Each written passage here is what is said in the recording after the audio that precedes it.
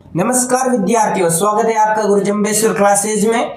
आज हम संख्या पद्धति का पार्ट 2 करेंगे और उसमें हम परिमेय संख्या, अपरिमेय संख्या, वास्तविक संख्या और अवास्तविक संख्याओं के बारे में पढ़ेंगे और इनसे रिलेटेड कुछ इंपॉर्टेंट क्वेश्चंस भी करेंगे।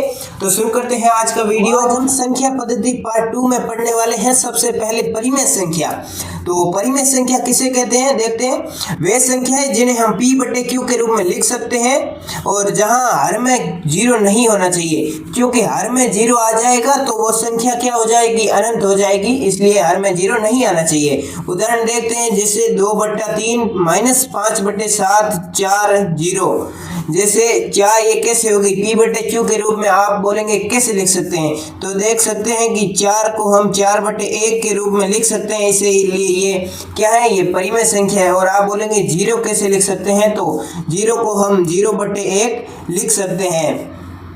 अब बात करते हैं इसमें दूसरी संख्या।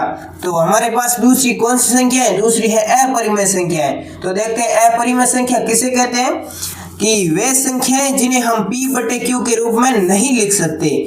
P/Q के रूप में लिख सकते हैं तो वो परिमेय संख्या हो जाएगी, और नहीं लिख सकते तो वो क्या है, अपरिमेय संख्या है। इनकी पहचान कैसे करेंगे देखते हैं, कि ऐसी संख्याएं जो अंडर रूट में आनी चाहिए और बाहर नहीं निकल सकती, अंडर रूट से बाहर नहीं निकल सकती, वो अपरिमेय संख्या कहलाती है। जैसे उदाहरण √2, √3, √5 और पाई और ई होते हैं, जो कि अपरिमेय संख्याएं होती है, जिनके मान दशमलव में रुकते नहीं है, आगे चलते जाते हैं, इसीलिए ये अपरिमेय संख्या है।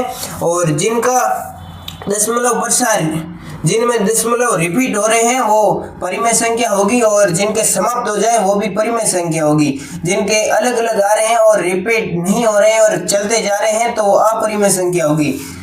जैसे नोट में देखते हैं कि √4 अपरिमेय संख्या नहीं है, क्योंकि √4 को हम 2 लिख सकते हैं, जो कि एक परिमेय संख्या होगी।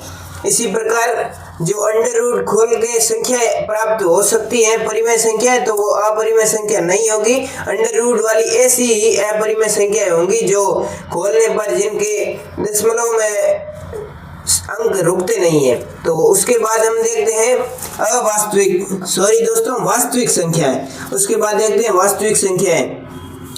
ऐसी संख्याएं या परिमेय व अपरिमेय दोनों संख्याओं के समूह को वास्तविक संख्या कहते हैं।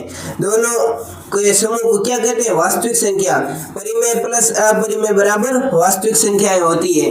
जो भी परिमेय और अपरिमेय दोनों संख्याएं वो क्या होती है, वो वास्तविक संख्याएं होती है। जैसे ये √2 ये वास्तविक संख्या है, और 2/3 ये भी वास्तविक संख्या है।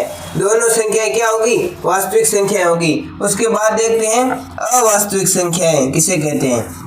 ऐसी संख्याएं जिनकी सिर्फ कल्पना की जा सकती हैं, जो कि असल में उनका कोई मान होता नहीं है, इसलिए उन्हें अवास्तविक संख्याएं कहते हैं।